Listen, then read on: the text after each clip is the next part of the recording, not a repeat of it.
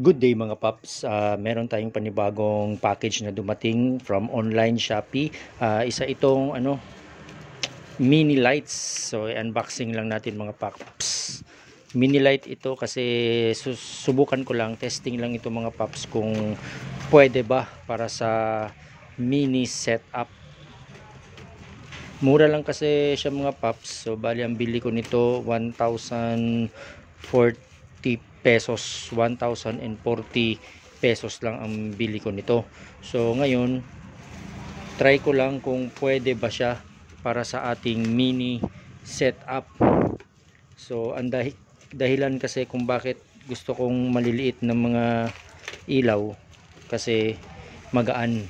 So very convenient para sa mga tulad kong solo setup. So ngayon bumili na lang muna ako ng 4 para at least set na siya.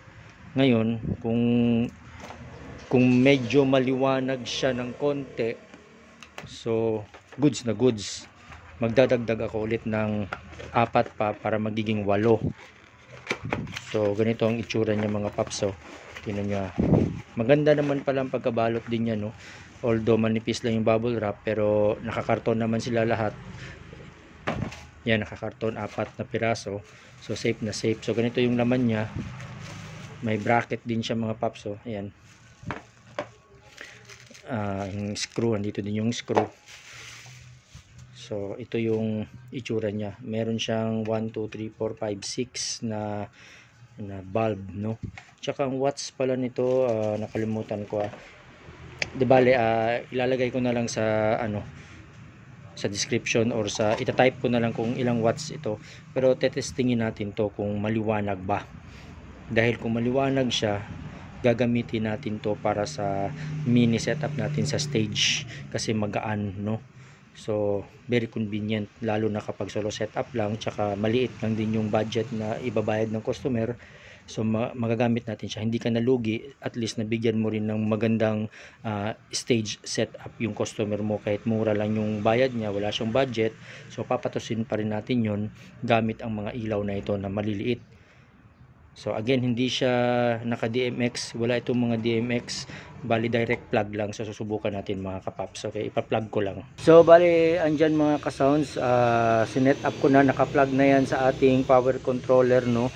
So binasa ko yung karton, balang nakalagay doon parang 3 watts. Kunyari kasi RGBW kasi siya mga ka-sounds. So yung R niya is 3 watts, yung B 3 watts, yung G 3 watts, yung W is 3 watts din. So RGBW.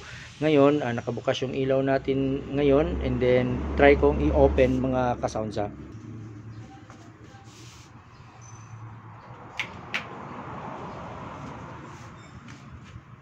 So ayan mga ka-sounds, so kung nakikita nyo, medyo maliwanag naman, no? Maliwanag siya, nakabukas yung ilaw, tapos daytime pa ngayon, umaga. So iangat ko lang ng konti. So ayun yung tapon nyo, kahit nakabukas ang ilaw, kitang kita pa rin, di ba? So I think okay na okay to para sa ating mini stage light setup, para magawing stage lights, no? Mura na, magaan, maliit, and then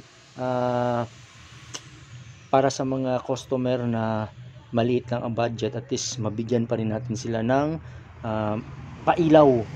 So kapag may banda, acoustic, yan yung magiging stage light nila. So solo setup tayo, maliit ang budget, papatusin natin, may ilaw pa rin sila, mabigyan natin ng magandang stage. So try ko patayin yung yung ilaw natin, yung yung ilaw natin sa taas.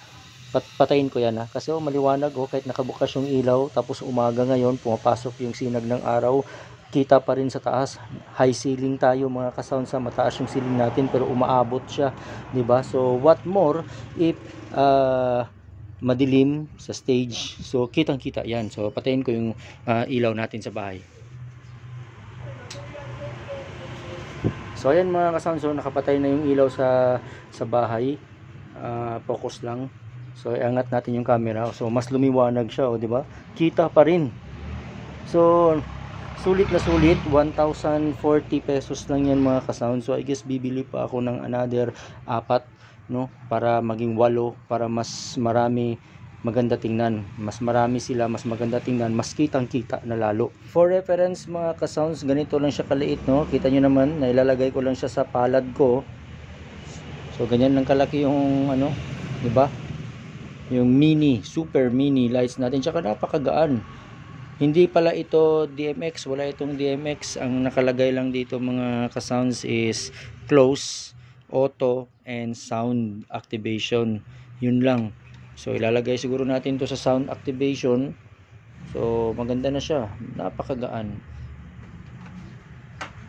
So ayan mga ka-sounds, thank you so much. Sana nagustuhan nyo yung ating video for today, unboxing sa mga mini lights. Napakaliit lang yan mga ka-sounds, maliit lang yan sila. And mura pa, at higit sa lahat magaan, napakagaan. So thank you so much, sana nagustuhan nyo itong video na ito. Please subscribe, at kung hindi nyo naman nagustuhan, please subscribe pa rin mga ka-sounds. Libre lang naman yan, wala namang mawawala sa inyo. Just click the subscribe button, notification bell, bilang regalo nyo na sa akin at pagsuporta sa aking channel. Nanood na lang din naman kayo, subscribe na lang din, di ba? Thank you so much.